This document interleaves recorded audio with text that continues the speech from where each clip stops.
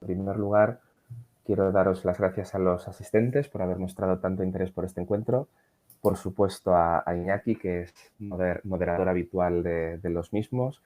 Por supuesto, a Pablo por haber sacado un ratito para estar con nosotros. Como ya sabéis, desde la escuela uno de los objetivos es bueno, informar sobre el proceso de doblaje, de subtitulado, incidir en la importancia de todos los agentes y, por supuesto, compartir información trabajando con profesionales que se dedican a esto de manera habitual, ¿no? Voy a cederle la palabra a Iñaki, que va a hacer la correspondiente presentación de Pablo. Muy bien. Pues muy buenas tardes a todos. Muy buenas tardes, Nico, Pablo. Encantado de estar esta tarde con vosotros. Esta tarde lluviosa y gris en Bilbao. No sé si en Madrid tenéis parece que tenéis buena luz, sobre todo Ha Pablo. estado lloviendo, Está lloviendo. pero Pablo tiene mejor luz. Ha sido un día gris, pero bueno. Pero ahora se va a iluminar con este encuentro. Bueno, voy a hacer una breve presentación de Pablo, luego ya nos irá desgranando, ¿no? Con todas las preguntas que habéis planteado, pues su quehacer y su trabajo y lo que ha traducido. Pero bueno, para presentarle, Pablo Fernández Moriano se licenció en Traducción e Interpretación por la Universidad Alfonso X el Sabio en el año 2000. Pasó 10 años trabajando en la plantilla de dos grandes empresas de subtitulado y se ha especializado en la traducción de películas, series y documentales para subtítulos y doblaje, aunque también ha traducido videojuegos y un considerable volumen de textos científico-técnicos. Desde 2011 imparte cursos, charlas y talleres sobre subtitulación y traducción audiovisual, organizados por diversas entidades.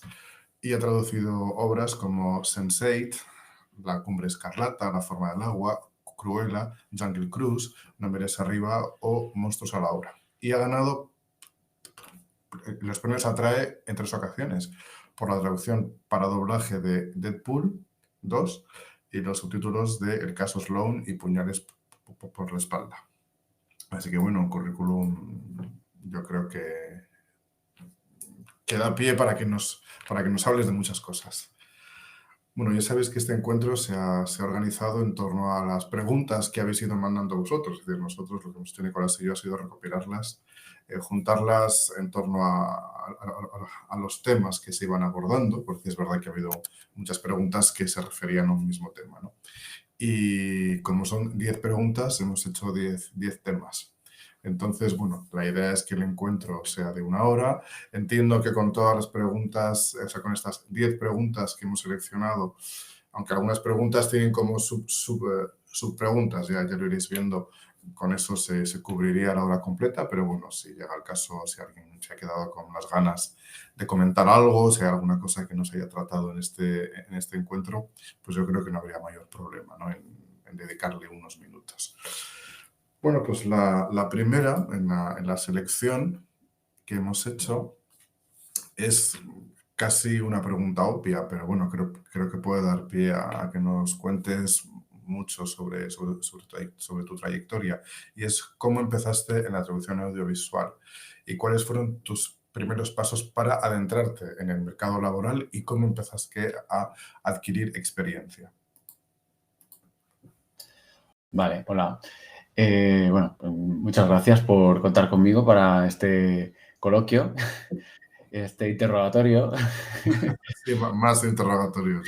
Bueno, y nada, pues a ver, para responder la primera pregunta, como ya habéis dicho, pues yo empecé hace más de 20 años y entonces la situación era bastante distinta a como es ahora. Y yo empecé un poco por casualidad. Entonces todavía no se estudiaba traducción audiovisual en las universidades como ahora. Ni siquiera no se enseñaba, no había cursos de traducción audiovisual. Y bueno, se estaba empezando, había algún libro publicado y entonces a mí me interesaba, ¿no? Porque como nos interesa a muchos estudiantes, y yo hice mi trabajo lo que sería el trabajo de fin de grado, lo hice sobre traducción audiovisual un poco a ciegas porque no había casi nada, ¿no? Y bueno, ahí empezó como mi primer interés. Y cuando acabé, pues yo me fui a París a hacer unas prácticas durante 3 meses que no tenían nada que ver con traducción audiovisual. Estuve de corrector de pruebas de unos diccionarios. Y entonces, una amiga mía de la carrera, justo cuando acabé esas prácticas y yo todavía estaba en París, y yo estaba ahí decidiendo qué voy a hacer. Me quedo aquí más, porque me empezaron a mandar trabajo de ahí. Yo ya me veía en el mundo editorial, aquí corrigiendo mis pruebas con los simbolitos y todo. Yo me lo estaba pasando, y además en París, o sea, bueno, yo estaba ahí muy bien. Entonces me llama mi amiga Eva y me dice, oye, que he empezado a trabajar en una empresa nueva de subtítulos, en una empresa pequeñita que estaba en Majadahonda, que es un pueblo de las afueras de Madrid, y bueno, una ciudad. Y entonces era un pueblo grande. Y entonces me dice que necesitamos traductores, nos dedicamos a hacer subtítulos, que si te interesa. Y es que era ella, mi amiga, y otra persona y los jefes. Entonces, pues sí, me interesa. O sea, fue realmente que el trabajo ya llamó a mi puerta. O sea, yo es que no tuve que hacer nada. O sea, tuve muchísima suerte en este caso. O sea, eso son cosas que pasaban antes y que yo creo que ya Sí, ahora ya no ocurren, ¿no? menos, desde luego. Y así es como empecé. Empecé, pues eso, traduciendo desde casa. Era ya noviembre, entonces me volví a Madrid, porque claro, pues estaban en Majadahonda, me tenían que enviar los materiales, pues era un poquito que me enviasen los materiales a París, pues no. Y bueno, y además que ya se me había acabado la pasta, yo tenía que volver a Madrid. Y así empecé traduciendo desde casa, poquito a poco, me pagaban muy poco y así empecé aprendiendo. O sea, empecé a aprender. Yo solo traducía y mandaba el archivo traducido en Word y luego los subtítulos los hacía otra persona, los hacían los técnicos que estaban ahí en la empresa. Ah, vale, o sea que lo Todavía es algo que lo aprendiste después, no con esa experiencia en concreto. No, con esta misma empresa yo empecé y estuve como unos 2 o 3 años haciendo de esto y haciendo todo lo que salía en realidad, porque con esas traducciones de películas, que eran películas para el canal de Cinemanía de entonces, cine clásico, ¿no? Entonces pues me vi musicales, de todo, cosas. Y entonces, a los 3 años o así, o a los 4 años, de repente en esta empresa me dijo la que era la coordinadora de los proyectos, me dijo que necesitaban gente porque había crecido, esta empresa había ido creciendo y de hecho pues la había comprado Telecinco y habían empezado a hacer también subtítulos para sordos. Necesitaban subtituladores, necesitaban gente allí haciendo subtítulos. Y yo justo dije, pues mira, qué casualidad que me llames, porque te iba a decir yo, oye, me molaría aprender, ¿no? a hacer los subtítulos de verdad con el programa y tal. Y entonces, pues, ahí fue cuando realmente, pues eso fue en el 2004. Entré ahí en verano y entonces ahí aprendí realmente por la otra parte, ¿no? Aparte de solo traducir, que yo traducía un poco a ciegas, y me decían, resume más. Está muy bien, pero resume más. Y yo, vale. Y ahí ya aprendí, pues eso, a hacer subtítulos y toda la parte técnica. Y luego ya, pues eso, a los 6 meses me salió un puesto en otra empresa y yo dije, bueno, pues voy a ver si me cogen aquí. Y entonces entré en esa empresa que además se dedicaba a hacer sobre todo películas de cine y tal, y me cogieron a mí porque debimos de presentarnos pues pocos, porque no había mucha gente.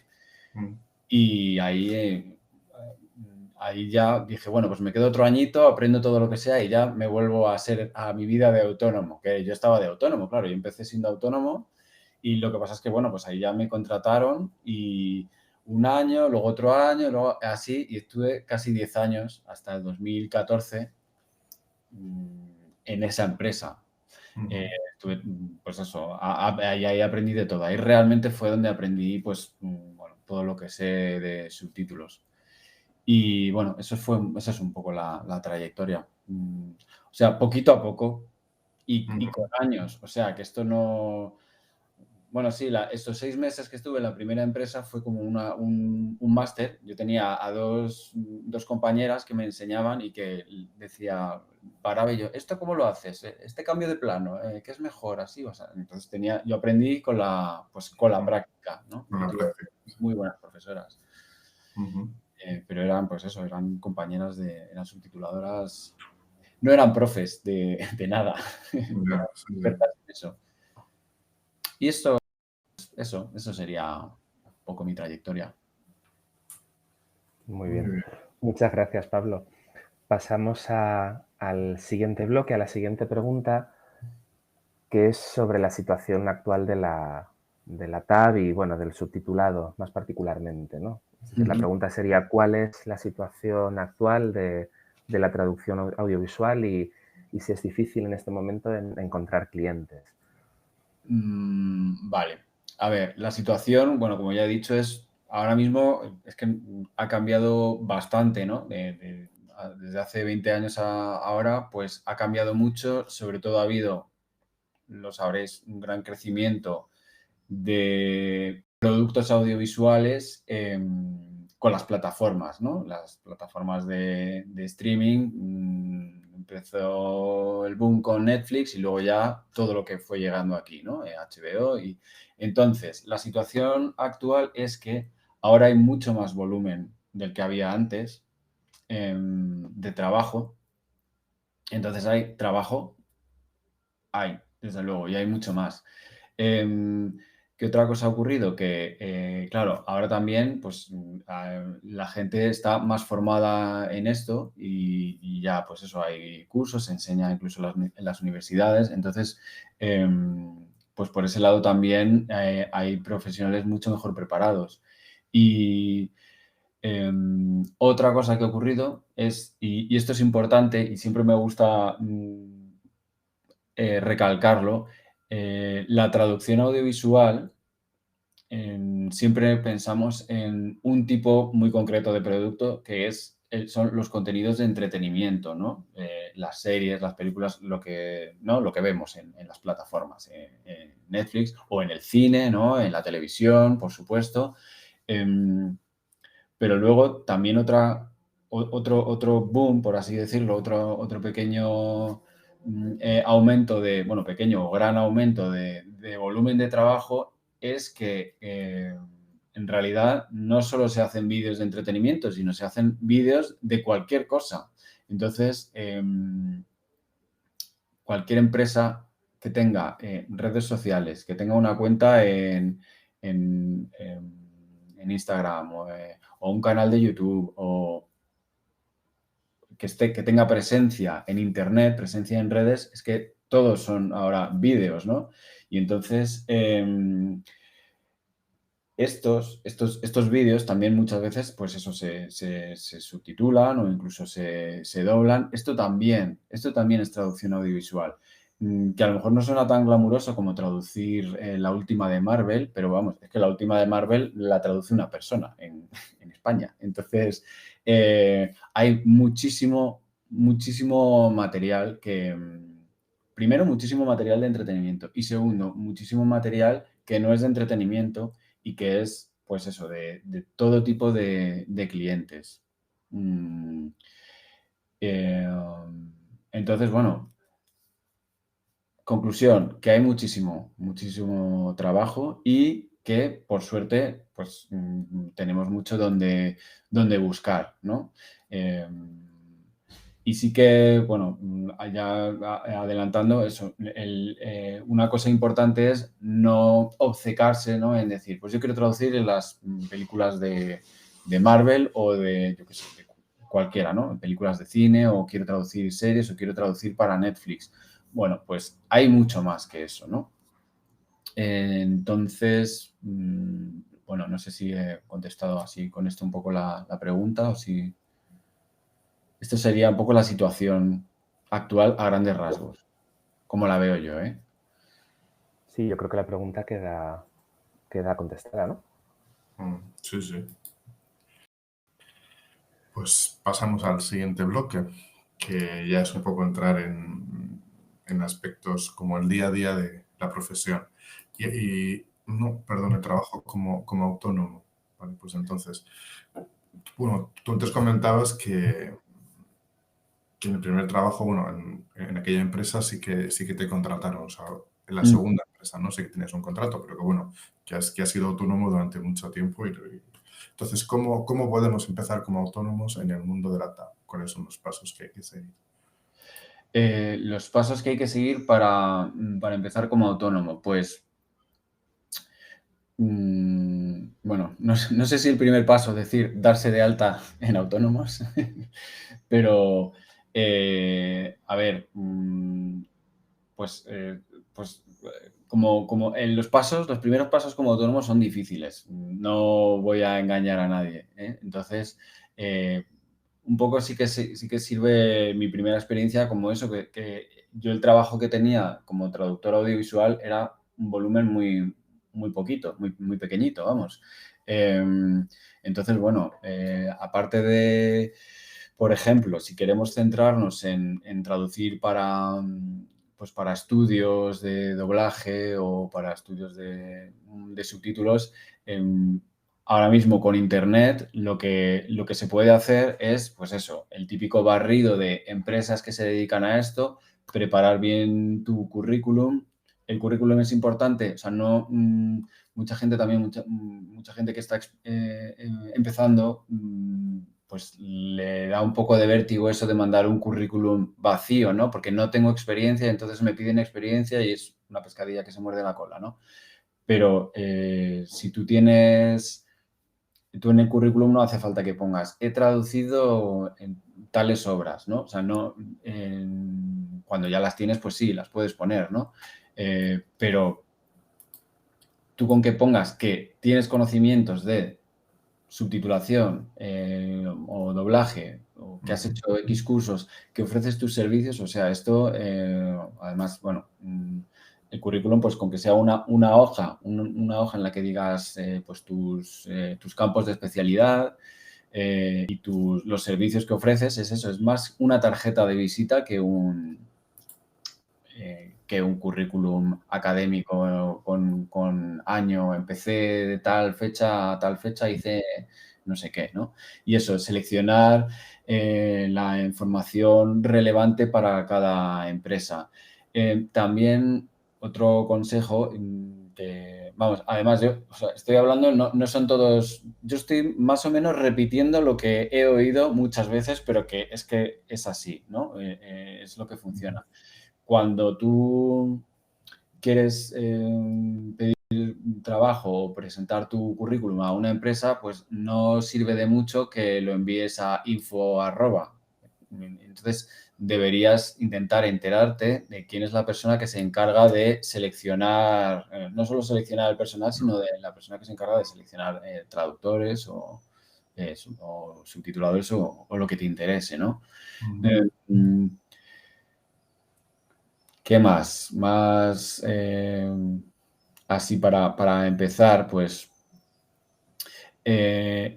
esto, en el fondo, el hacer el envío de currículum, mucha gente probablemente de la que lo haya preguntado dirá, si yo es que me paso el día enviando currículums, pero no me contesta nadie, es verdad, te puede ocurrir eso. Tenéis que tener en cuenta que yo qué sé, de 100 que envíes, a lo mejor te van a contestar de 5 y a lo mejor de esos 5 pues solo uno te va a dar trabajo o no y a lo mejor tienes que esperar, pero no es esperar días ni semanas, es que a lo mejor te llaman al cabo de 4 años, oye, que tenemos tu currículum aquí, no sé qué, o sea, entonces ir sembrando semillitas, todas las que podáis, y en algún momento, pues puede que os llamen. Y sobre todo eso, no os cerréis a nada, no os obcequéis en solo traducción audiovisual. Muchas veces también ocurre que la vida te va llevando por otro lado, ¿no? Tú tiras por un lado y la vida te lleva por otro. Por otros. Entonces, bueno, eso, sobre todo al principio, lo que hace falta es coger experiencia, ¿no? Pues lo que os vaya saliendo y eso, no solo decir, pues yo audiovisual, bueno, pues audiovisual sí, pero si te sale traducción médica y te puedes especializar en otra cosa, o sea, eso os lo recomiendo o sea, siempre, ¿no? Que no, no poner todos los huevos en una misma cesta, porque nunca se sabe, ¿no? O sea, sí, también dice que no se puede ser experto en todo, pero bueno, al principio sobre todo no os cerréis. No sé si me he dejado así alguna cosa más de consejos así. Es que yo soy muy malo dando consejos, ¿eh? Pero bueno, más o menos esto, sí, paciencia también, o sea, tener en cuenta eso, que los principios son duros y todos hemos tenido nuestros 2 primeros años en los que pues había que vivir en piso compartido, ingresos pues mínimos y luego ya en cuanto a lo de pagar la seguridad social, claro, pues para poder facturar tienes que darte de alta. Ahora por suerte hay, pues eso está la tarifa plana esta que pagas el primer año, no sé si son 50 o ahora son 60 euros, no sé cuánto es, pero puedes estar un año pagando poquito y puedes estar facturando. Pues eso. Ah, sí, ya sabía yo que se me olvidaba algo. Todo esto del enviar currículos puede caer un poco en saco roto. No digo que no lo hagáis, esto hacedlo siempre. Pero sobre todo, a mí y a muchísima gente, a muchísimos compañeros, muchísimos profesionales, no solo del audiovisual, sino en general, nos ha salido el trabajo por el boca a boca. Entonces, ¿qué es muy importante? Que mantengáis contacto y que hagáis contactos nuevos con gente que se dedica a esto y pues con los compañeros de la universidad, que en la medida de lo posible, en cuanto podáis, yo también os aconsejo que os asociéis, que vayáis a alguna asociación. No tiene por qué ser la asociación de traducción audiovisual. Atrae, por ejemplo, es en España, ¿no? Es una asociación de traductores audiovisuales, pero si en tu país o en tu zona tienes otra asociación, o que sea la Asociación General de Traductores, pues ahí va a ser un foro en el que vas a aprender mucho y vas a conocer gente y sobre todo yendo a los eventos que se organicen, a los cursos. Entonces, moverse mucho también en relacionarse entre colegas de profesión. Eso también te puede hacer llegar trabajo casi con más seguridad que enviando tú el currículum. A lo mejor tú has enviado el currículum a un estudio de doblaje y no te llaman, pero tú un día vas a una cena de traductores y dices que eres experta en hípica. O sea, también otro consejo es eso, tirar de las aficiones o de los conocimientos o los intereses personales que tengamos cada uno y usar eso como campo de especialidad y intentar también buscar, pues yo qué sé, en revistas especializadas en ese campo o eso, o contarle a la gente que tú sabes de este tema y entonces pues dentro de X meses a lo mejor a alguien le sale una traducción que trata de eso y dice, oye, pues yo no lo puedo hacer o yo no lo sé hacer, le he hablado a mi cliente de ti, ¿vale? Esto ocurre mucho, ¿vale? El boca a boca. Entonces, tenedlo presente, que de ahí puede salir trabajo muy fácil, o sea, con más facilidad, de hecho, casi que enviando un currículum a gente desconocida. O sea, bueno, no sé, si me ocurre algo más ya... Bueno, yo creo, Pablo, que has ido contestando, por eso he ido pasando las Sí, diapositivas. Estábamos Vale. en el bloque del trabajo como autónomo. sí. Eso ha Sí, entroncado con el bloque de consejos para los que empiezan, que es una pregunta que han formulado muchas de las personas que han mostrado interés por este encuentro. Y la siguiente sería cómo debutar en la TAF, ¿no? Cómo se emprende la traducción audiovisual siendo freelance. Pero creo que de alguna forma, más o menos, has ido contestando a todos estos bloques. En cualquier caso, si sobra un ratito al final y alguna de las personas conectadas tiene alguna pregunta más específica, la podemos formular. Viene ahora un bloque que es el día a día de la profesión, en el que hay varias subpreguntas que me parece que son interesantes y que hemos recopilado en un documento y Ujú. que podemos ir haciendo. Si te parece, te formulo la primera, Pablo, que es, ¿cuál ha sido la traducción, palabra o frase que más te ha costado traducir?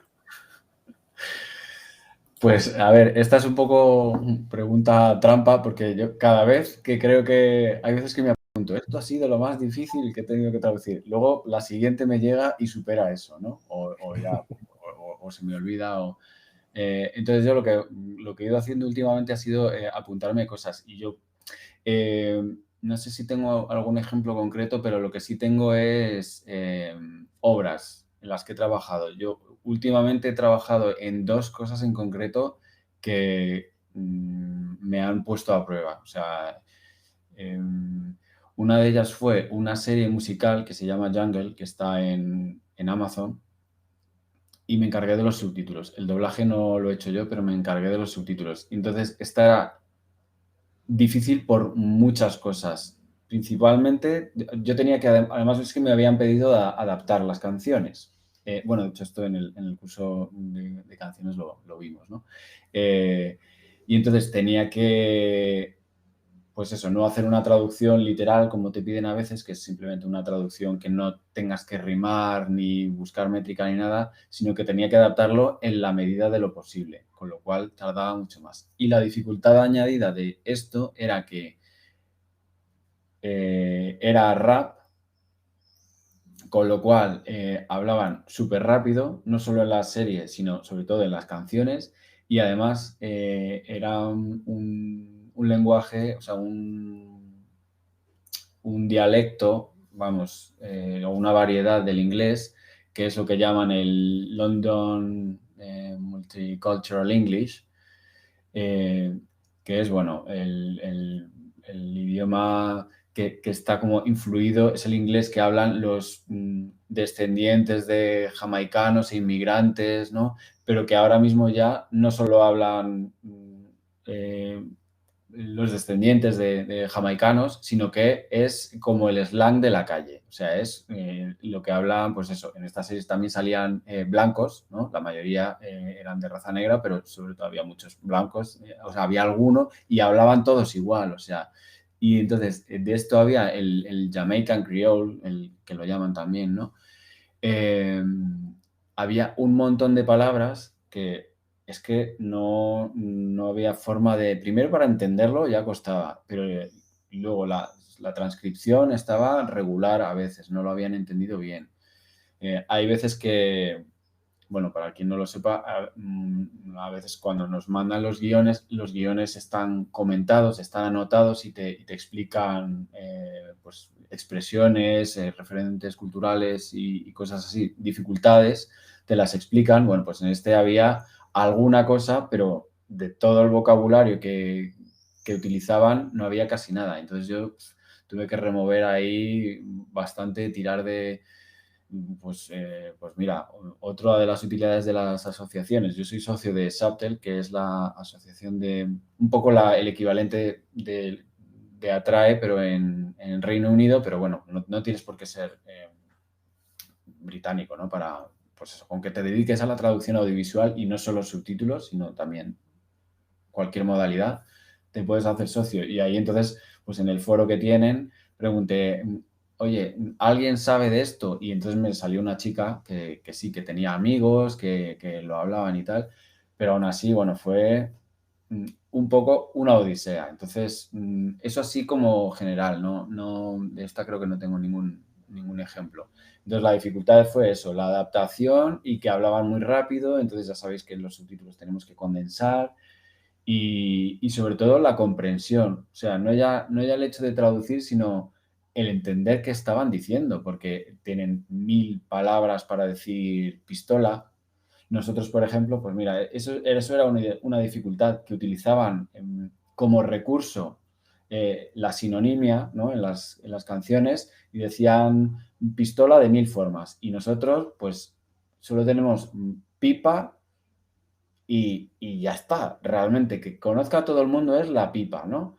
Y luego, pues buscando en vocabulario de la Guardia Civil o de policía o antiguo, ¿no? Pues Fusco y no sé qué cosas, pues una recortada, un rifle. O sea, tienen nombres para un montón de armas, pero porque como son unos violentos, aquí no está tan extendido el tener armas, o por lo menos quiero yo creer que no. O por lo menos no se conoce tanto, ¿no? No hay tanto vocabulario alrededor. O por ejemplo, otro ejemplo concreto es que ellos tienen muchos sinónimos para matar, para el verbo matar. Y nosotros para matar no tenemos muchos sinónimos. Nosotros para morir sí. Viñarla, palmarla, hincar el pico, doblar la servilleta, o sea, un montón, ¿no? Pero para matar a alguien, pues cargarse a alguien y ya está. Entonces tenía que buscar, como hablaban mucho, porque era una serie de gángsters, o sea, hablaban mucho de matar todo el rato, querían matarse entre ellos, ¿no? Y usaban muchos sinónimos. Y eso, pues, era difícil. Bueno, esta por ejemplo. Y luego otra gran dificultad es la de los juegos de palabras, que también he tenido una serie recientemente, que esta ha sido para doblaje, en la que consiste en juegos de palabras continuamente, que es la serie de el show de los teleñecos, bueno, el show de los Muppets, que está en Disney. Y de hecho ya está doblada. Lo que pasa es que han parado el doblaje, yo no sé por qué, pero bueno, podéis ver. Las primeras temporadas no las traduje yo porque no pude hacerlo, y a partir de la tercera sí. Y bueno, son capítulos cortos, pero no sé si lo habéis visto alguna vez. Aquí, de hecho, esto es una serie antigua, además, es de los años, de finales de los 70, del 77 hasta el 82, me parece, son 5 temporadas. Y no, claro, aquí no llegó a España. España llegaba a Barrio Sésamo, eso sí que se dobló en la época, pero esto no, porque, entre otras cosas, yo creo que era tan específico de la cultura estadounidense. Era como un programa siempre había un invitado famoso, solía ser o un cantante o solían ser músicos, ¿no? Porque siempre había actuaciones musicales. Entonces, es un programa de 25 minutos que es cortito y además se acortaba porque encima hay minutos de canciones. A lo mejor de diálogos solo son pues entre 10 y 15 minutos, porque todo lo demás son canciones, y las canciones yo no tenía que traducirlas, no había que adaptarlas. Las subtitulaban y las dejaban en versión original, casi todas. Pero cuando hablaban, pues siempre hacían juegos de palabras, y además hacían el típico juego de palabras que estaba, o la típica palabra, el tema, ¿no? Cada episodio es un tema, tiene un tema, pues yo qué sé, las ovejas. Y entonces todo el episodio haciendo juegos de palabras con la palabra oveja o con cosas relacionadas con ovejas. O sea, tengo unas listas de animales, de sinónimos de cerdo, cochinillo, frito, no sé qué. O sea, y ahí eso es... Aquí la dificultad no era la comprensión, sino la producción. O sea, te pide una creatividad que te tienes que inventar cosas. Y luego, sobre todo, pues eso, cuando juegan ya, el juego es visual, había uno que... Hay un sketch recurrente, todos son recurrentes, ¿no? Y lo malo también, lo difícil también es eso, que al ser recurrente tienes como que seguir la misma línea durante toda la temporada, ¿no? O toda la serie.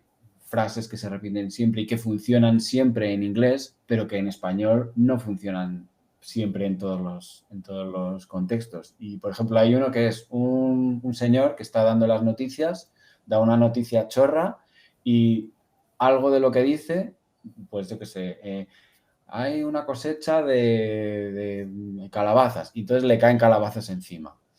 Y entonces, por ejemplo, hablaba de que había habido, que había llovido mucho y que entonces había habido muy buena cosecha de calabazas, y una forma de decir calabaza no sé si en el sur o dónde, es bumper, ¿no? La palabra bumper, y entonces le caían parachoques de coches encima. Entonces, claro, bumper es el parachoque de un coche también, ¿no?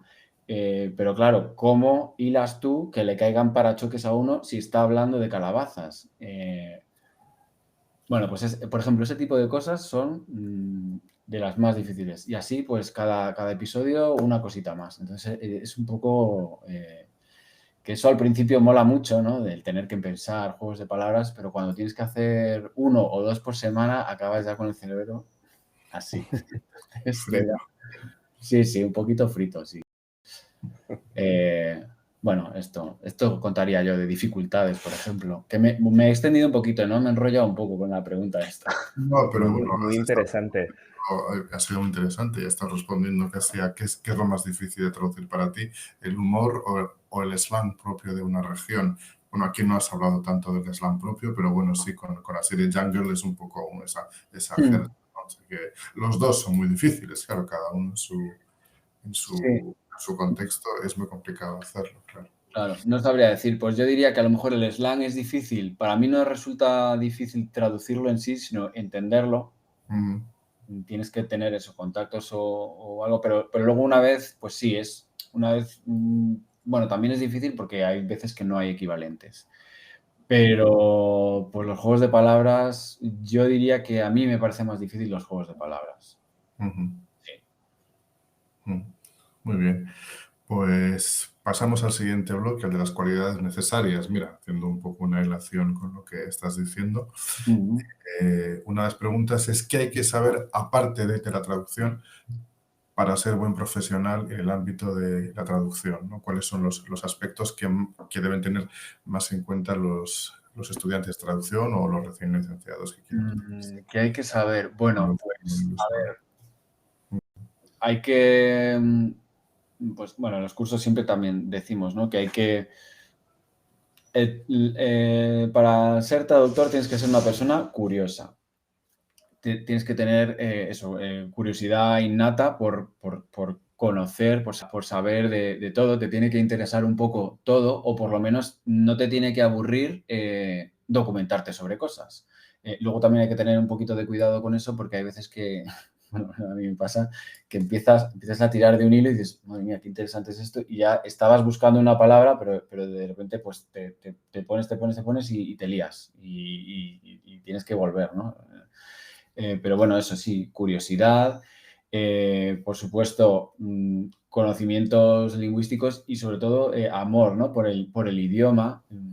Bueno, si no amor, por lo menos sensibilidad lingüística. No ya solamente conocer las normas gramaticales, las normas de la academia y tal, que yo, por ejemplo, eso cada vez... A ver, está bien conocerlas para en determinados momentos saber cuándo te las puedes saltar, ¿no? Pero sobre todo eso, leer mucho y sobre todo ahora que tenemos tanto contenido que nos llega directamente en inglés, por ejemplo, una ventaja que tienen las personas, vamos, los jóvenes, es que no me gusta decir esa palabra porque yo me sigo considerando joven, pero los jóvenes de ahora, una ventaja que tienen es que tienen muchísimo contenido en inglés o, bueno, en cualquier otro idioma, ¿no? En el idioma original hay acceso a eso y antes era difícil. Yo, en mi época, o sea, bueno, era difícil, ya con el dual y todo eso, pero yo, por ejemplo, de pequeño no podía oír inglés. Yo la primera vez que oí a gente hablando inglés, una película en inglés, me pareció marciano totalmente, ¿no? Y tenía a lo mejor ya 14 años o así. Eso tiene el inconveniente, por así decir, de que, claro, nos llega mucho más contenido en el idioma original hasta tal punto que muchas de las cosas que aprendemos o que se aprenden es en inglés la primera vez que las escuchas, a lo mejor. Yo qué sé, si pones a ver un tutorial de maquillaje o de cualquier cosa, ¿no? O de bricolaje, te lo ves en inglés y no sabes cómo se dice eso en español, ¿no? Entonces, es importante, sobre todo, no aprender y saber mucho del idioma del que quieres traducir, sino, sobre todo, es importante conocer tu propio idioma. Entonces, eso, pues, fijarse mucho sobre todo para audiovisual, para todo tipo de traducciones, pero para el audiovisual en concreto, fijarte en cómo habla la gente, pero no solo cómo hablas tú con tus amigos, que eso también, sino cómo hablan distintos grupos de personas, cómo hablan tus padres, cómo hablan tus abuelos, tus tíos, los que viven en el norte, los que viven fuera, o sea, fijarte en eso, en las distintas variedades del español,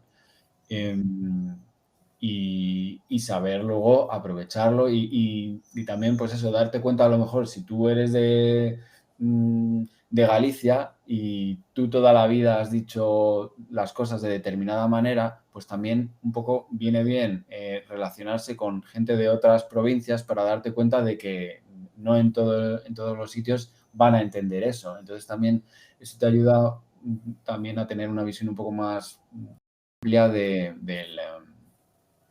las, pues eso, de lo que la gente entiende siempre y las palabras que a lo mejor, pues eso, solo te das cuenta de repente a los 20 años de que eso se dice solo en tu casa, que a mí me pasa y me sigue pasando, ¿no? Con expresiones. Sí, a mí también. Pues eso, más o menos, podría decir más, yo creo. También voy a decir solo esta y ya si eso pasamos a la siguiente. La tecnología, no tenerle miedo a la tecnología. O sea, controlar un poquito sobre todo si vamos a hacer, pero no ya si vamos a hacer subtítulos, aunque hagamos doblaje, porque ahora ahora para doblaje en España se utiliza Word, ¿no? Bueno, Word o Excel. Lo haces en un documento escrito, pero no se sabe qué va a pasar de aquí a 5 o 10 años. A lo mejor tienes que empezar a utilizar un programa, es decir, y manejar también un poquito a nivel experto estos programas mismos. O sea, no quedarnos en negrita, cursiva y buscar, sino pues saber utilizar un poco la tecnología para agilizar nuestro trabajo, para facilitarnos tareas, para, yo qué sé, pues limpiar listas de diálogos y eso. Bueno, un poquito de conocimientos o de interés por la tecnología para los programas que podamos utilizar. Eso también me parece importante.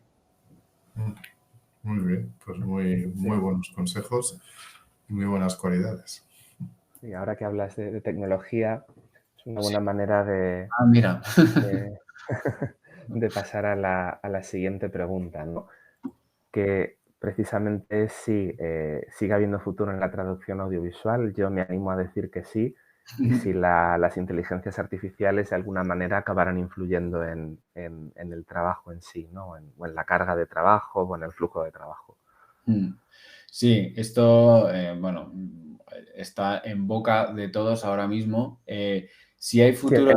En muchas profesiones, además. Claro, en muchas profesiones, no solo la nuestra. Y yo creo que vale un poco, bueno, no sé, para otras, pues no me voy a aventurar a decir, pero también un poco por eso, no tener miedo a las tecnologías, saber evolucionar y sobre todo saber, porque, bueno, hay un dicho que es que hay que conoce al enemigo, ¿no? O sea, si tienes miedo de que la tecnología te robe el trabajo, por así decirlo, o que de repente la traducción automática te vaya a quitar trabajo, pues si tú conoces cómo puedes utilizar esa tecnología en tu favor, una de dos, puedes utilizarla para beneficiarte tú o por lo menos al conocerlo puedes saber por dónde,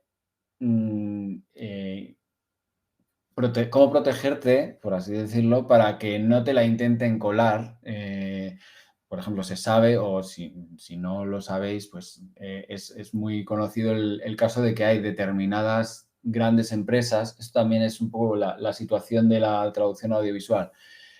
Hay ahora mismo con la globalización, ¿no?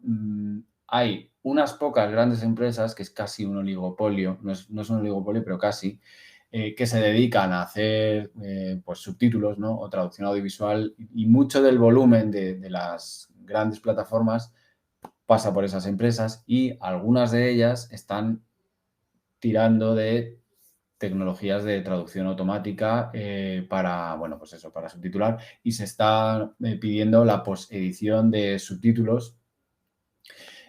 Por ahora, por suerte o por desgracia, pues la calidad, ¿no? de una traducción automática, una traducción audiovisual automática, pues no es buena porque, bueno, las características del texto es que por ahora no, las máquinas no pueden traducir audiovisual, no saben entender de dobles sentidos, ni dar soluciones creativas, ni cambiar de registro, bueno, o sea, eso está todavía muy limitado, ¿no? Y entonces, por ahí todavía queda, yo creo, vamos, lo que no sé es vaticinar cuántos años todavía queda de esto. No sé si al final se acabará consiguiendo o no. Probablemente sí, pero no sé si será dentro de 5, 10, 20 o 100 o 500 años que un ordenador sea capaz de pensar como un cerebro humano. No lo sé. Pero lo que nosotros hacemos, o sea, lo que yo aconsejo, o lo que a mí, por lo menos, mi planteamiento es intentar un poco, no, pues seguir un poco cómo va evolucionando esto y no caerte mucho del carro, intentar subirte a... Yo no digo, por ejemplo, a mí, si me llegan traducciones con posedición, yo las voy a rechazar. Yo no, ahora mismo no quiero poseditar. Sobre todo si me ofrecen, si la razón por la que me ofrecen posedición es porque me quieren pagar menos. Si yo para poseditar al final voy a acabar retraduciendo, ¿no? ¿Qué es lo que ocurre? Es lo que es. Pues entonces, o yo no digo no posedites, ¿vale? Posedita, pero solamente si consigues que te paguen el tiempo que vas a estar echándole. O no posedites y dile al cliente, mira, es que yo este trabajo no lo voy a hacer porque lo que me estás dando no sirve de nada realmente. Tú te crees que estás adelantando y no estás adelantando. Entonces, yo de eso no quiero participar. Sí, porque además tú tienes que revisar, es decir, Claro. no estás adelantando trabajo porque efectivamente tienes que verte el episodio, la película, lo que sea, empaparte de ella, conocerla y luego, o sea que al final... Claro, te lo tienes que ver. Entonces, o sea, ahora mismo, tal y como está planteada la cosa, tanto por cómo está la tecnología como por el planteamiento que tienen los clientes, no. Entonces, yo no puedo mandar en nadie, no puedo decir, no cojáis posedición, ¿vale? Pero ese sería el consejo que yo daría. La posedición ahora mismo no sirve para nada, por lo menos en traducción audiovisual. Entonces, yo creo que va a tardar bastante si es que alguna vez se consigue en esto, pero sí que podemos utilizar la tecnología para que nos ayude a nosotros pues, a crearnos nuestros glosarios, tener nosotros nuestras memorias de traducción de las que tirar y apoyarnos en eso para traducir mejor, pero sin que venga un cliente y nos intente imponer que por tener eso ahora le tengo que pagar, que cobrar menos. O sea, nosotros somos dueños, nosotros somos en realidad, como autónomos, ¿no? Somos empresas, ¿no? Entonces, lo que pasa es que, bueno, pues estamos en inferioridades de condiciones porque hay una ley que nos impide, la ley de competencia, ¿no? Nos impide fijar tarifas, etcétera. Todo esto se está, pues está empezando a, ¿no? En Europa por lo menos, se está empezando un poco a abrir la mano y a la negociación colectiva con este tipo de clientes, que si son clientes que realmente tienen ese monopolio de este sector, pues estamos, pues, o sea, es que en realidad no es una situación de mercado como otras, ¿no? En las que se supone que libre competencia y que el mercado se regula solo y todas esas cosas, ¿no? Pues en este caso no. Pero bueno, mientras llegue eso, bueno, yo en eso confío en que sí, al final se podrá acabar haciendo, ¿no? Fijar unos mínimos de tarifas, por ejemplo, y con determinados clientes, que todos los traductores o la gente que trabaje para ese cliente que ponga unos mínimos y que no haya esas condiciones tan abusivas como hay ahora, ¿no? En algunos casos. Por suerte también hay otros casos en los que tú, pues eso, sobre todo los clientes que están fuera de la industria audiovisual y eso, tú todavía pues confían en ti como experto en tu tema, ¿no? Y si tú les dices, esto se tarda 3 semanas y se cobra a 20 euros el minuto, pues te lo pueden aceptar perfectamente, por ejemplo. Estoy diciendo así cifras un poco a lo loco. Me he ido además, creo que ya me he ido de la IA y he empezado a hablar de otra cosa. Sí, pero está todo relacionado, efectivamente. O sea, que si nos dejarán sin trabajo, no creo que nos dejen sin trabajo, porque lo que tenemos que hacer inteligentemente es adaptarnos a cómo vaya evolucionando. Sí, no va a ser igual que hace 20 años.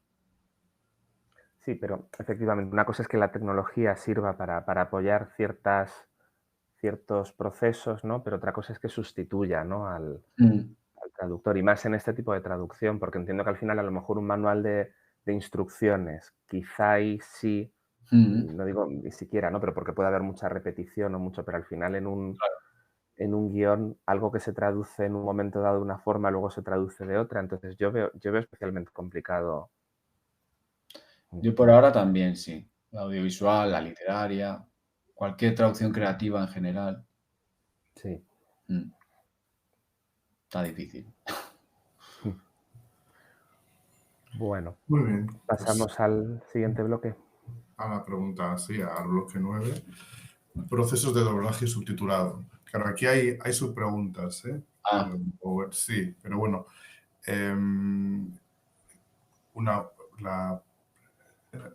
La primera de ellas es si puedes explicar el proceso de traducción de una película y qué dificultades sueles encontrar en este proceso.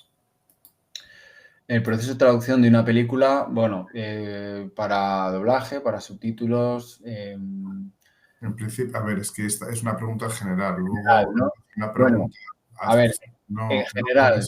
Sí, En general, una película, para traducir, lo que suele ocurrir es que te contacta el cliente grande, que es la distribuidora de la película, contacta o bien con un estudio de doblaje o con una empresa que se dedique a hacer subtítulos para que se la subtitule o se la doble, ¿no?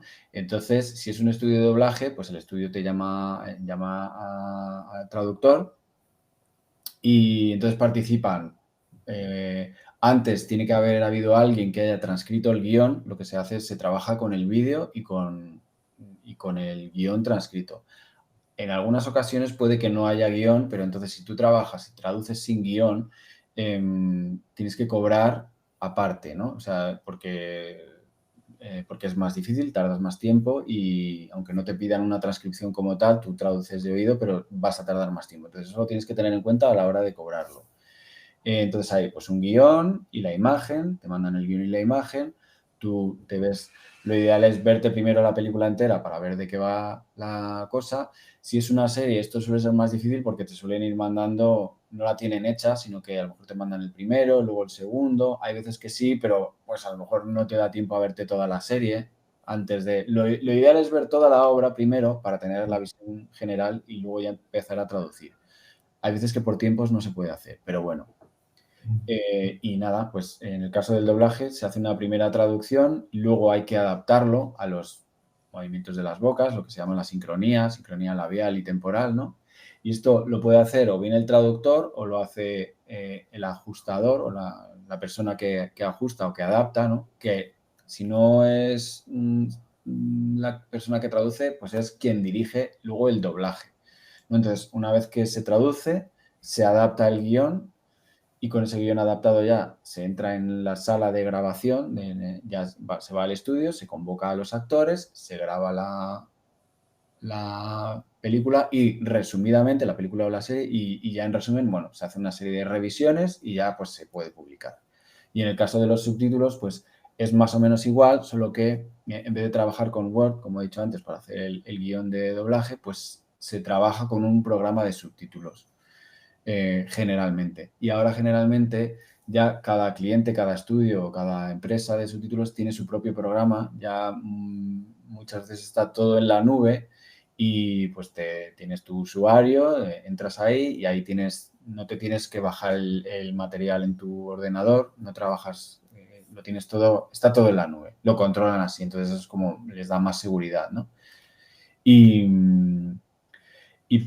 para hacer subtítulos, bueno, pues pues, se puede trabajar de dos formas. Te pueden encargar a ti que los crees de cero, tienes un vídeo y no tienes nada, a lo mejor no tienes ni siquiera la transcripción del guión, o a lo mejor tienes la transcripción, pero tienes que pautar los subtítulos, que significa, pues, decir dónde entran y dónde salen, ¿no? Ir cortando en trocitos el texto del diálogo e ir poniendo cada unidad, ¿no? Cada subtítulo que salga en pantalla. Y luego ya lo traduces y, bueno, haces las comprobaciones y se revisa, ¿no? Y envías el archivo al cliente y ya luego el cliente, pues siempre hay una persona que supervisa de la distribuidora, que supervisa que esté todo en la supervisión creativa, ¿no? Que la llaman, que es, pues eso, que todo siga en la línea o en la línea de la plataforma o en la línea de esa serie en concreto, ¿no? Que siga. Luego también hay un montón de procesos paralelos, están los glosarios, luego tienes que a veces rellenar informes de insertos, que son los textos que salen. Hay muchas cositas, ¿no? Muchas puñetitas, que lo llamo yo. O sea y todo eso, idealmente, también, meto la cuña, en teoría, deberías cobrar por ello porque es tiempo que vas a estar haciendo, pues, el tráiler. Aunque el tráiler sea un trozo de la película que has hecho, pero es tiempo que vas a estar buscando los trozos y intentando encajarlos. O sea, que no se intenten colar tráileres o material así como extra gratis. Bueno, así un poco en resumen, esto sería, no sé si queda todo lo del proceso. Sí, queda muy claro, sí. Bueno, y esto último que has dicho, de alguna manera, tiene que ver con la última pregunta que también han formulado varias personas, ¿no? Y que tiene que ver con cómo funcionan las tarifas en el mundo de la traducción audiovisual. Ya sabéis algunos que, bueno, es un tema que no se puede comentar desde las asociaciones, etcétera, y es un tema con el que nosotros siempre somos muy prudentes, pero bueno, lo hemos comentado con Pablo y bueno, vamos a abordarlo brevemente. Y me voy a mojar. A ver, sí, eso, no se puede recomendar desde un colectivo como Atrae, por ejemplo, como asociaciones en general, no se puede recomendar tarifas, pero yo a título personal os puedo decir las tarifas con las que he visto que me han ofrecido. Entonces, te puedes encontrar que te ofrezcan, por ejemplo, por traducir subtítulos sin plantilla. Bueno, la plantilla es cuando te dan los tiempos y tú solo tienes que traducir, ¿no? Solo traducir subtítulos, por ejemplo, pues te pueden ofrecer desde $1 o $1.50, que es, o sea, eso simplemente lo ves. Mejor no verlo o sea, no experimentarlo en tus propias carnes, pero te vas a dar cuenta enseguida de que no te sale rentable, porque tú solo, para saber si una tarifa es buena o no, tienes que saber cuánto tiempo tardas en hacer las cosas y cuánto te van a pagar por eso. Si tú le has dedicado 10 horas a traducir algo y te sale a 5 euros la hora o a 2 euros la hora, pues no te sale rentable, evidentemente, ¿no? Entonces, sí, perdón, Pablo, cuando has dicho $1 es por minuto, ¿no? Sí, $1 por minuto de vídeo. Se suele, ahora mismo ya casi siempre se tarifica así, por minuto de vídeo, porque ya se sabe desde el principio, pues eso, como ya sabes la duración del vídeo, ya sabes cuánto te van a pagar, ¿no? Entonces, $1, eso es una tarifa, no sé cómo describirla sin decir un vulgarismo. Entonces, pues es una tarifa muy mala, ¿vale? Yo no la aceptaría. También te pueden ofrecer 3, por ejemplo, dólares o euros, no es lo mismo. O sea, si te la dicen en euros, los dólares están, dólares, euros o la moneda que sea, ¿no? Haced la conversión y tener en cuenta que si os van a pagar en dólares y estáis en otro país, pues os van a cobrar un piquito más, ¿vale? Entonces, también tenéis que hacer ese cálculo. O sea, yo hablando en euros, así para también tenerlo más cercano para mí, pues una tarifa que me parece buena para subtitular, traducir, a partir de 5 euros, ¿vale? Ya está bien. ¿Qué ocurre? Que muchos de estos grandes clientes no te van a ofrecer 5, a lo mejor te ofrecen 4,5 o te ofrecen 3 o te ofrecen 2,5 o a lo mejor te ofrecían 2,2 y te dicen, bueno, te lo vamos a subir, ahora son 2,8. Sigue siendo menos de 3. O sea, para mí como el mínimo eran 3 y ya es que ha subido el IPC. Entonces yo ya creo que yo menos de 4 no aceptaría.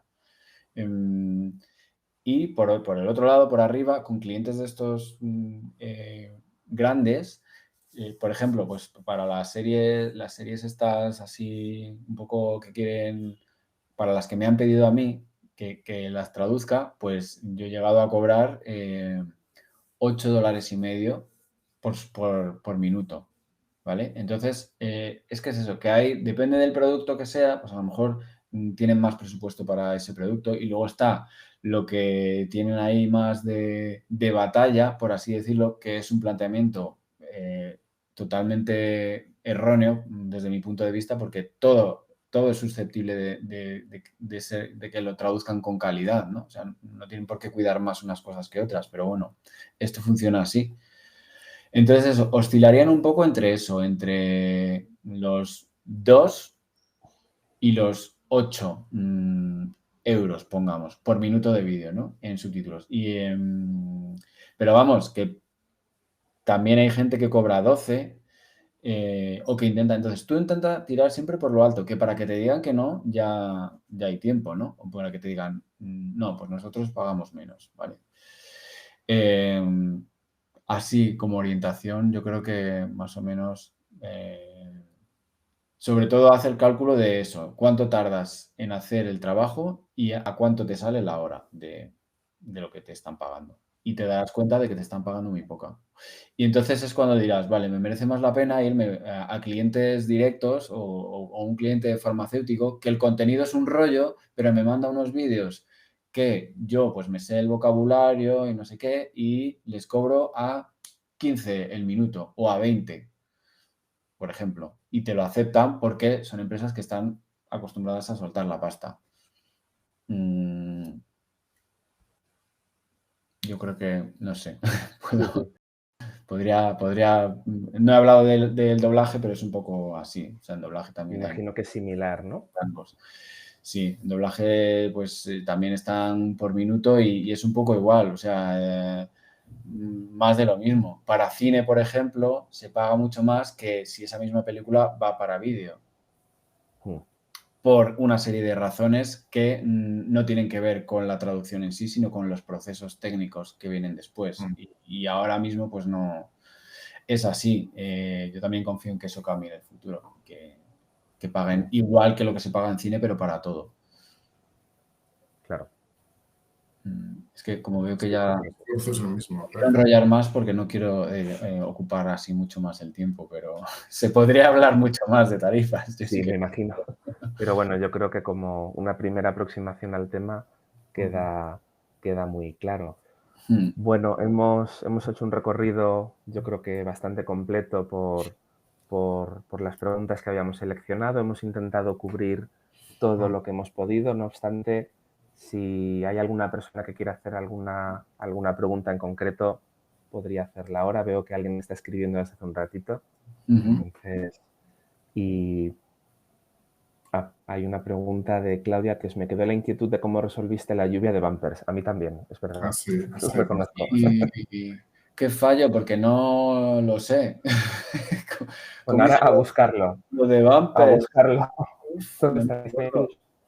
Pero probablemente me inventé algo. Me inventaría, en vez de calabazas, buscaría otra cosa, porque como no salía la imagen de las calabazas, o sea, la estrategia suele ser siempre la misma, suele ser lo que salga en imagen, eso no lo puedes cambiar. Claro. Entonces tienes que buscar algo que funcione con eso, con el hecho de que le estén cayendo parachoques de coches. Ah, sí, creo que ya fue. En vez de cosecha de calabazas, dije que había habido excedente de producción en las metalúrgicas o algo así. Y que entonces había excedente pues sí, porque como eran de hierro, como eran los 70, los parachoques eran metálicos. Entonces, pues era excedente de hierro, de producción de hierro en la metalurgia, que la industria metalúrgica estaba boyante. Y entonces, pues así fue. Sí funcionaba, claro. Muy bien. Eso fue lo que... Pero muchas veces se te enciende la bombilla estando, cuando ya lo has dejado, ya no sabes por dónde tirar y te vas a la ducha, ¿no? Por ejemplo. Y ahí en la ducha se te ocurren muchas ideas. Sí, Es verdad. sí, porque estás más relajado. Nos pregunta Dalia, si te encargan una temporada de una serie ya traducida, normalmente te facilitan un glosario con las palabras escogidas por el otro traductor. Sí, por ejemplo, en la de los Muppets, como ya había empezado Sara Hernández Pozuelo, es la traductora que había empezado a traducirla, ya estaba claro el glosario, ya estaban, pues, yo qué sé, las frases recurrentes, los nombres de los personajes y los objetos y todo ya estaba traducido. Entonces, hay un glosario que tú sigues. Luego vas ampliándolo, pero sí, para las series o para las franquicias de películas, ¿no? Pues siempre se lleva un glosario, sí, te lo dan. E incluso te dan a veces... Bueno, en este caso te dan el contacto a mí me dieron el de la traductora para poder preguntarle, oye, ¿esto cómo lo estás enfocando? O sea, te tienen o deberían facilitarte la tarea lo más posible. Si la heredas y si, yo qué sé, también si son basadas en libros, ¿no? O remakes o tal, pues te dicen, ¿no? Pues te tienes que leer el libro, por lo menos te tienes que... a lo mejor no te dan el material, no te envían el libro te lo tienes que pagar tú, pero bueno, sí que te facilitan la información generalmente, incluso el doblaje, ¿no? Te mandan episodios traducidos, deberían hacerlo, por lo menos Claro. tú si se lo Y para pides. tener la referencia. Claro, sí. Vale, nos pregunta Lucía también si recomiendas hacer un máster o ir haciendo cursos. Y aprovecho para meter la cuña y deciros, algunos ya lo sabéis, que va a impartir próximamente con nosotros un curso profesional de subtitulado junto con Dani Solé. Pero bueno, ahora ya te dejo contestar, Pablo. A ver, los cursos, desde luego, un máster, depende del máster, hay muchos másteres y muchos muy buenos. Está el de la Autónoma de Barcelona, está el el que es conjunto entre la Complutense y la Autónoma de Madrid, que además es te puedes especializar o en localización de software o en audiovisual, ¿no? Das un poco todo, pero también luego te especializas y ahí he sido profe yo, ahora ya no, pero bueno, hay profes muy buenos. Lo que ocurre es que un máster, pues eso, es más caro. Entonces, un máster, pues sí, está muy bien, pero si consigues encontrar cursitos que te vayan complementando, muchos cursos están súper bien. No es por nada, pero los que organiza la Escuela de Doblaje de Canciones son con profesionales como la copa de un pino, buenísimos, y no lo digo por mí, sino por Dani, por Lucía, por Reyes, por Javi, o sea, gente con mucha experiencia y que además son muy buenos en lo suyo. Y esa experiencia muchas veces en los másteres no la tienes, porque es muy difícil que en un máster, sí, a veces se esfuerzan porque haya profesionales que te cuenten el día a día de la profesión, pero otras veces no, otras veces son personas que pues tienen que cubrir unos créditos y te meten ahí a un profe que es un filólogo y que no ha olido un vídeo en su vida. Entonces hay que tener los másteres, yo os aconsejo que si os interesa, preguntéis sobre todo a gente que ya lo haya cursado y que os cuente.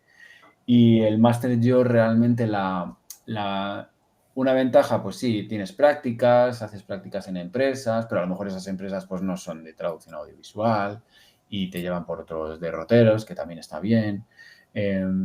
Y luego también si te gusta la investigación, te gusta dedicarte al mundo académico, pues también te viene bien un máster, ¿no? Porque es como el salto, luego ya vendría el doctorado y etcétera. Entonces, si te quieres meter por ahí, pues sí, máster. Pero si no, si te quieres dedicar profesionalmente, yo creo que hay un montón de cursos que te pueden valer para la práctica lo mismo o mejor casi que un máster.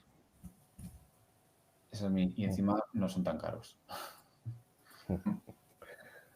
Bueno, quedan dos preguntas, las voy a formular rápidamente. Vale. La primera es si has tenido que traducir alguna serie o película que ya había sido traducida previamente al inglés, es decir, mediante una lengua pivote. Sí, muy pocas veces me ha tocado a mí hacer eso, pero es una práctica relativamente habitual, sobre todo con lenguas un poco exóticas, ¿no? Yo sobre todo hice eso cuando estaba en la empresa y tenía que subtitular, pues subtitulábamos películas para festivales, pues me llegaban películas iraníes, pakistaníes, coreanas, de muchos idiomas, y entonces nos basábamos en los subtítulos en inglés para traducir, porque no encontraba, a veces sí, encontrábamos traductores de esas lenguas, ¿no? Pero otras veces no. Y yo sí que he traducido, sobre todo en esa época. Ahora mismo, hace mucho que ya no lo hago con lengua pivote, pero sí, sí que he tenido que hacerlo. Vale. Y hay una última pregunta.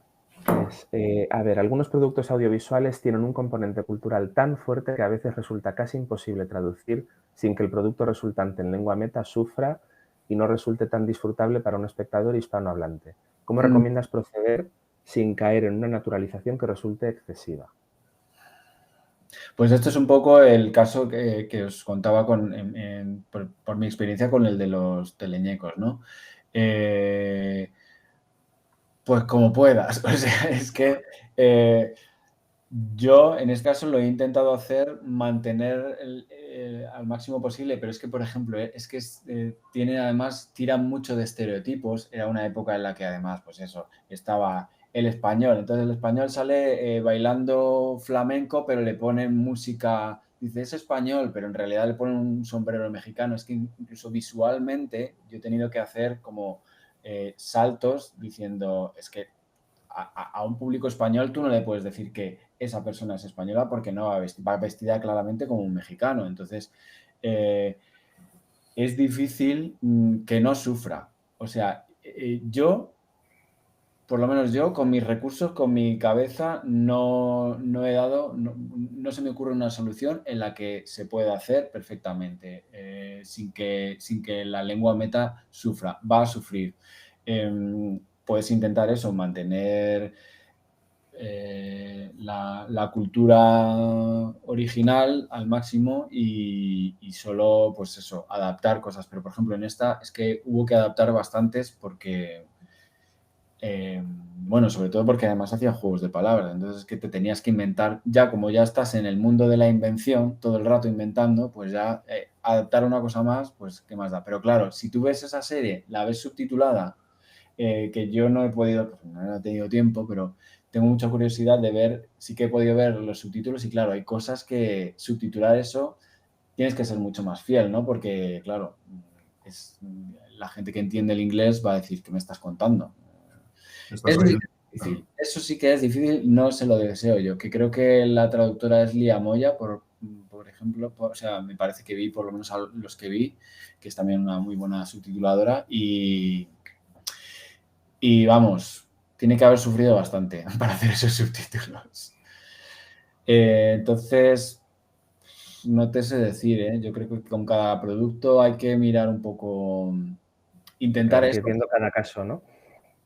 Claro, ir viendo cada caso y eso. Y si tienes que de repente hablar de, no naturalización, pero sí neutralización, pues sobre todo generalizar. O sea, si hablan, por ejemplo, en la última película me dicen, he encontrado una casa en Silo, que es como el idealista de aquí. Pues no voy a poner, la he encontrado en idealista, la he encontrado en internet.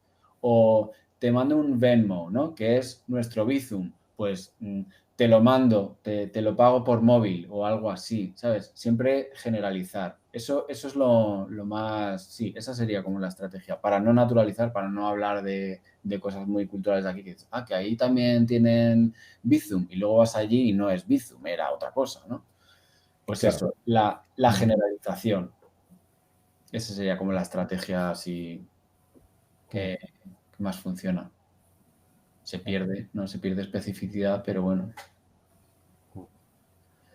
Sí. Bueno, pues yo creo que han quedado contestadas todas las preguntas.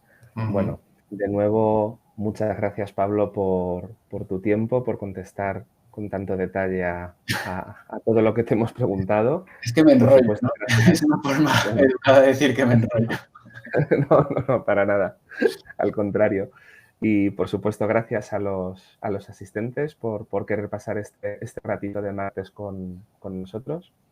Y estamos en contacto. Un abrazo para todos. Muchas gracias. Muchas gracias a todos. Muchas gracias, Pablo.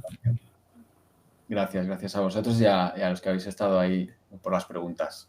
Efectivamente. Muchas gracias. Han sido muchos, además.